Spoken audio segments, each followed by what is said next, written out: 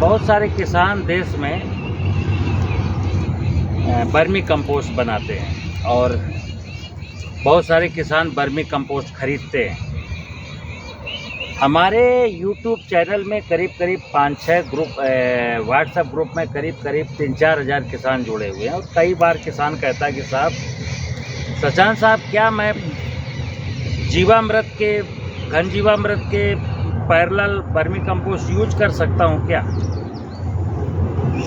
मतलब दिमाग में लोगों को बिठा दिया गया कि वर्मी कंपोस्ट बहुत खूबसूरत चीज़ है। एक बात समझना, देखो, मैं हमेशा कहता हूँ किसान को या आम आदमी को अपने कॉमन सेंस का इस्तेमाल करना चाहिए। लोगों के बताए अनुसार बात, अपना माइंडसेट नहीं करना चाहिए कि लोग ऐसा कहते हैं, वैज्ञानिक ऐसा कहते हैं। एक चीज़ बताओ आप, केंचुआ को जो मैंने खिलाया,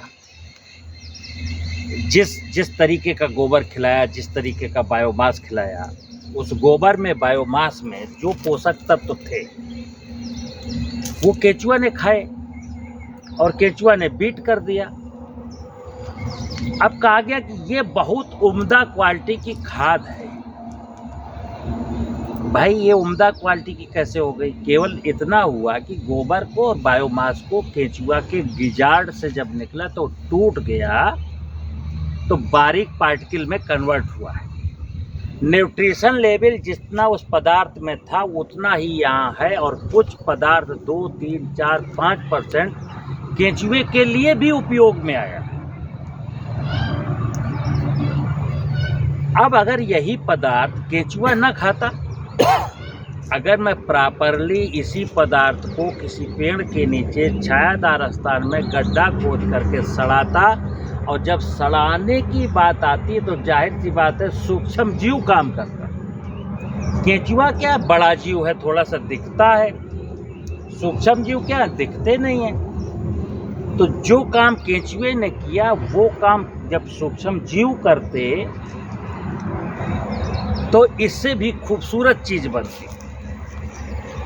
लॉसेस कुछ नहीं है, पदार्थ में जो था, जैसा था वैसा ही आएगा निकल करके। तो वो किसान भाई जो वर्मी कंपोस्ट का, जिनके दिमाग में बार बार ये उतरता ही नहीं है कि वर्मी कंपोस्ट साहब हमने 2 कुंटल प्रति हेक्टेयर डाला, हमने कहा कोई यूरिया DAP डाले हो क्या?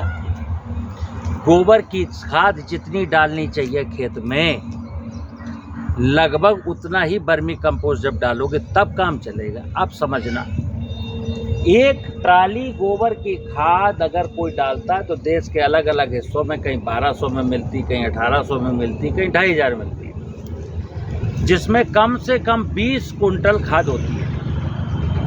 अब देखना, 20 कुंटल गोबर की खाद हमको 2500 में मिलती है और वर्मी कंपोस्ट हमको 3 कुंटल 2500 में मिलता है।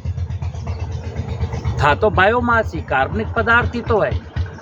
अब एक किसान के दिमाग में चूंकि वैज्ञानिकों ने जो बताया वर्मी कंपोस्ट बहुत खूबसूरत होती है, तो उसने 3 कुंटल प्रति एकड़ ये डाला, और एक किसान ने 2500 रुपये की एक ट्राली डाली, यानी 2500 दोनों के खर्च हुए। एक को मटेरियल मिला 3 कुंटल, एक को मटेरियल मिला 20 कुंटल। तो 20 कुंटल वाला जीत गया, 3 कुंटल वाला हार गया। अब वही किसान कई बार क्या कहता है कि साहब हमने तो 3 कुंटल वर्मी कंपोस्ट भी डाला तो तब भी रिजल्ट नहीं मिला। तो साहब रिजल्ट कैसे मिलेगा? मैंने कई वीडियो बनाई हैं बायोमास की, कार्बन की, कार्बनिक पदार्थ की, ह्यूमस बढ़ाने की। तो मुद्दा समझिए मित्र, वर्मी कंपोस्ट की ज़रूरत नहीं है। ज़रूरत अगर वर्मी कंपोस्ट दिमाग में आए तो ज़रूरत इस बात की है कि मेरी ज़मीन का केंचुआ कहाँ चला गया।